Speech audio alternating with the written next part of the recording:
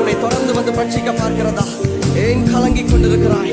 உன்னுடைய பாதைக்கு தீபமாகவும் உன்னை பாதுகாக்கிற மதிலாகவும் கர்த்தர் இருந்து கொண்டிருக்கிறபடியா உன்னுடைய கவலையை விட்டு அவரை ஆராதிக்க ஆரம்பிப்பாயா? ஹல்லேலூயா, ஹல்லேலூயா, ஹல்லேலூயா. நீ சொன்னால் போதும் செய்